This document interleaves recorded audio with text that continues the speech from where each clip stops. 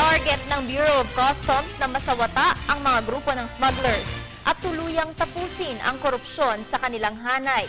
Yan ang pahayag ni Customs Chief Rufy Biazon sang-ayon sa utos ni Pangulo na ireforma ang BOC. Sinagot din ni Biazon ang mga paninira laban sa kanya. Balitaan mo kami, Noel Perfecto.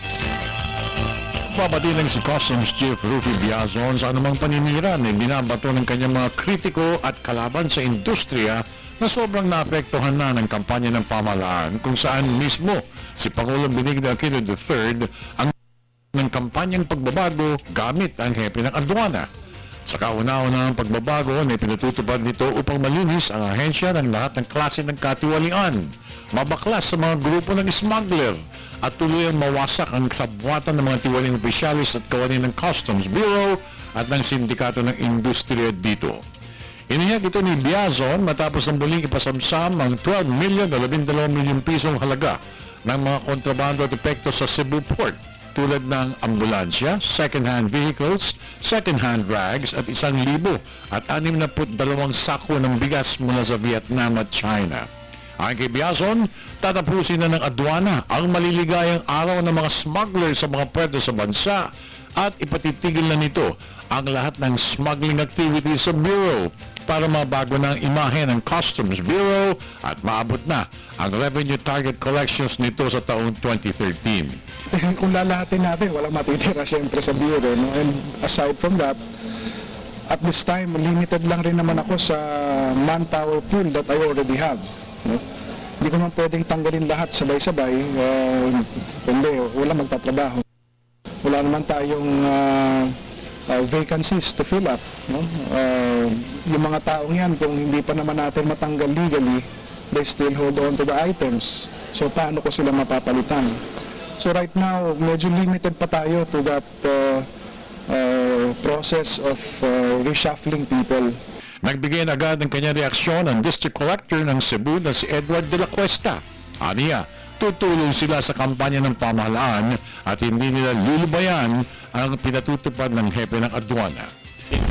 Time naman na we give the commissioner the chance to make the necessary corrections and adjustment within the Bureau. Okay, tatalima po kayo sa panawagan ng pamahalaan ng Customs Bureau. Tama. As a matter of fact, I was one of the first, as he mentioned yesterday, to submit my letter of relinquishment.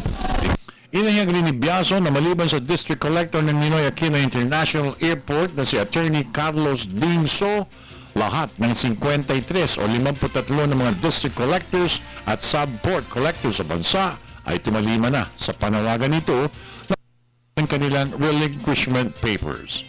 Aniya, may kalalagyan si Collector So sa bagong kampanya ng pamahalang Aquino. Para sa Telebisyon ng Bayan, ako naman si Noel Perfecto. Upang bigyan tayo ng update hinggil sa mga reformang ipinatutupad ng BOC, babalitaan tayo live via phone patch ng aming senior correspondent, Noel Perfecto. Magandang umaga, Noel. Magandang umaga, Vivian. Todo ang focus ni Customs Chief Rufy Biazon sa misyon na iniatang sa kanya mismo ng Pangulo Benigno Aquino III na ayusin ang kalakaran sa Customs Bureau upang maibalik ang tiwala at pag-asa ng sambayanan. Natitino pa ang serbisyo dito sa bayan at sa buong mundo. Matatandaan na sinitama ni Pangulong Pinoy ang kakayahan ng buong adwana kasama na lahat ng opisyalis at kawani ng Bureau nang mabansagan ito na pinakakurap na ahensya sa gobyerno ng pamahalaan. Bunsod na rin ang pakikipagkuntsabahan ng tiwaling opisyalis at kawani ng adwana sa mga sindikato ng smuggler na patuloy na nagpapahirap sa bansa. At ngayong nabigyan ng pangalawang mandato ni Pangulong Pinoy, si Biazon, sobrang bantay pagmamatik naman ang ginagawa nito sa pagbabago sa ngayon. Sinimulan niya, Vivian, ang revamp sa District Collectors at Sub-Port Collectors. Agad din niyang umanong isusunod ang lahat ng mayroong mga ulat ng pagkakasangkot sa katiwalian. Walang palulusutin, walang sisinuhin, lahat daraan sa masusing evaluation na ginagawa ni Biazon upang maibalik ang imahe ng Customs Bureau sang-ayon na rin sa atas ni Pangulong Pinoy. Dahil dito, Vivian, muling nanawagan si Biazon sa lahat ng mga stakeholders na makikisa sa ginagawang revamp sa adwana. Di kaya ng isang tao aniya, lahat ay dapat makilako upang matamo ang kahisan sa BOC, hindi lamang ngayon, kundi para sa hinaharap pang mga taon. Yun muna ang ulat, Vivian. Good morning. Maraming salamat, Noel Perfecto.